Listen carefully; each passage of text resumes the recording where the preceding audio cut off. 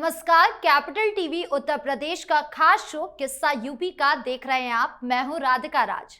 बागेश्वर धाम पीठाधीश्वर धीरेन्द्र शास्त्री एक बार फिर एक्टिव नजर आ रहे हैं।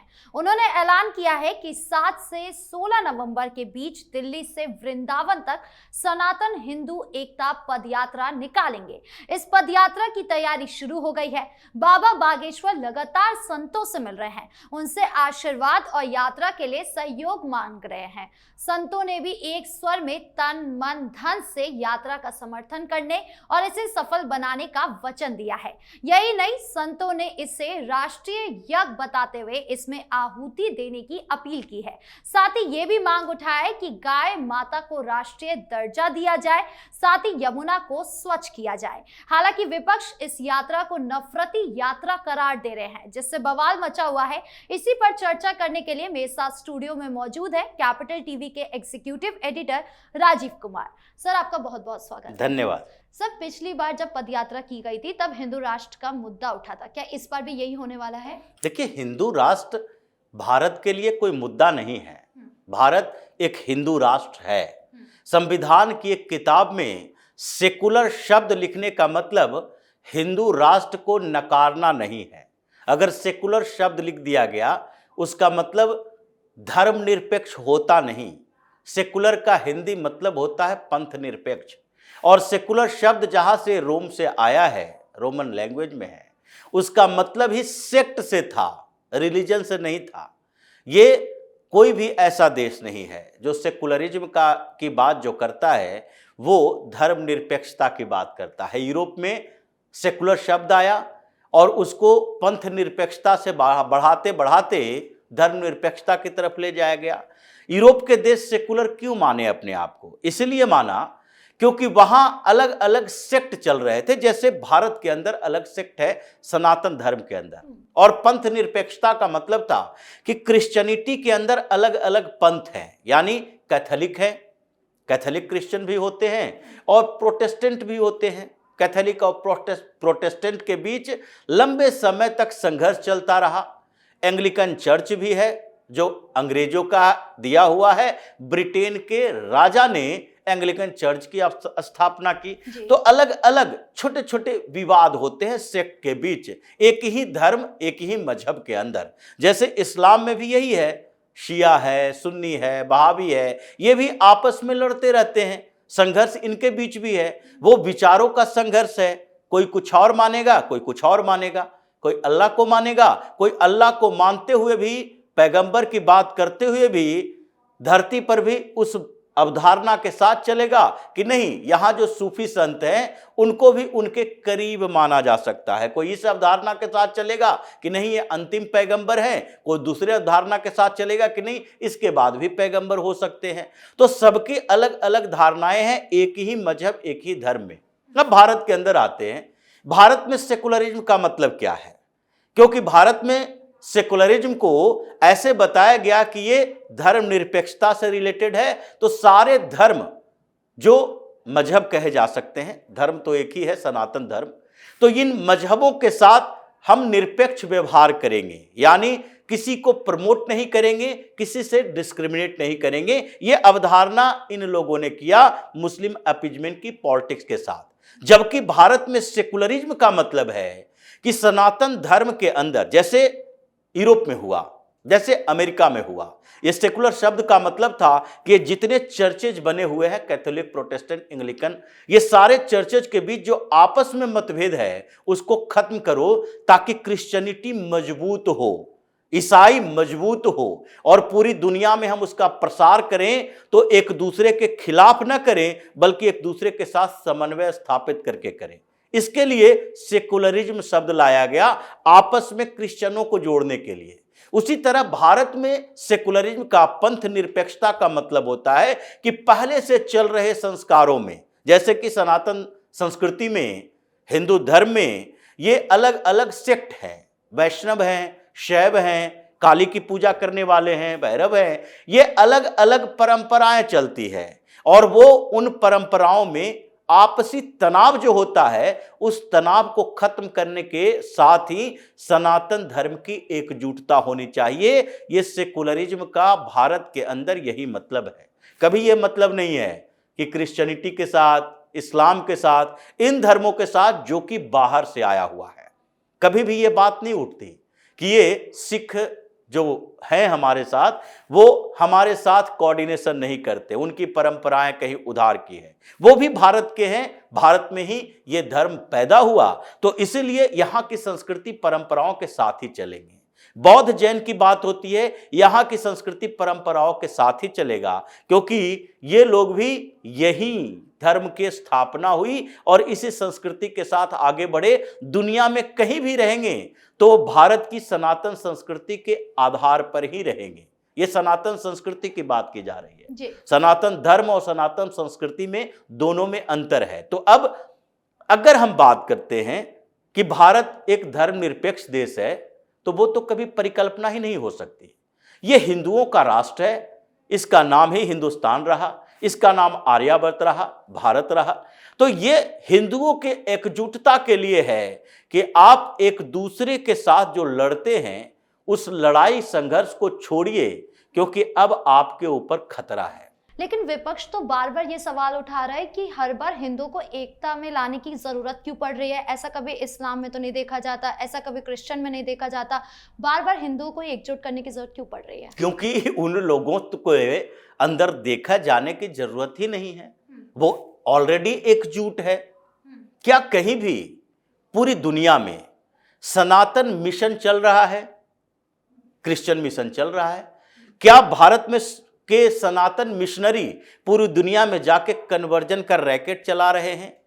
क्रिश्चियन मिशनरी कन्वर्जन का रैकेट हिंदुस्तान में चला रहे हैं, भारत के अंदर चला रहे हैं। यही वजह है कि आज आंध्र प्रदेश में 20% से ज्यादा क्रिश्चियनिटी आ गया जी। और वो क्रिप्टो क्रिश्चियन हैं, जो वैसे क्रिश्चियन जो कि सूडो तरीके से एक ही घर में हिंदुओं के बीच में एक भाई को बना दिया और वो ईसा मसीह की बात कर रहा है। पता भी नहीं है कि वो हिंदू है, क्रिश्चियन है, कौन हिंदू है कौन क्रिश्चियन है घर के अंदर।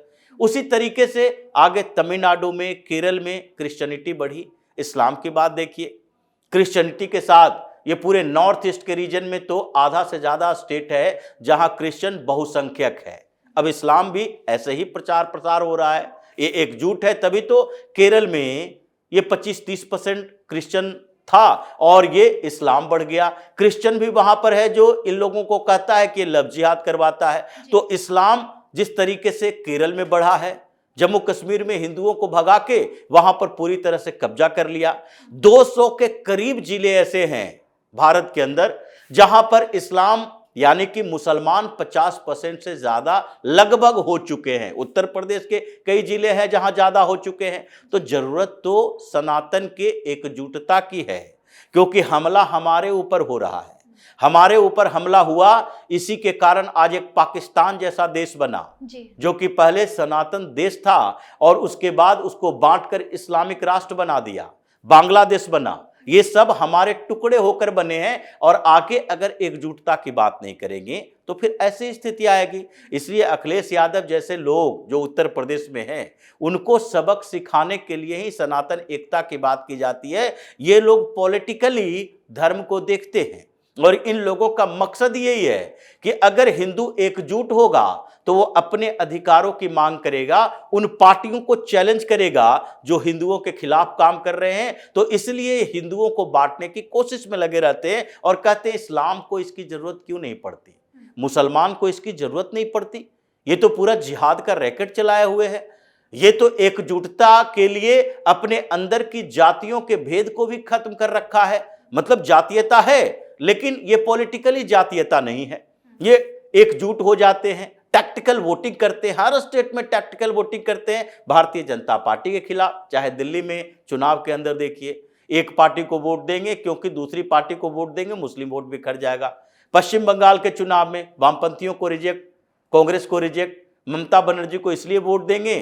टैक्टिकल वोटिंग इसको कहते हैं। एकजुट होकर वोट दो ताकि वो जीत सके और भारतीय जनता पार्टी हार सके। उत्तर प्रदेश में मायावती 55 से 60 तक ये सीटें देती है मुसलमानों को, उम्मीदवार खड़ा करती है और मुसलमानों का वोट मिलता है 0.5%।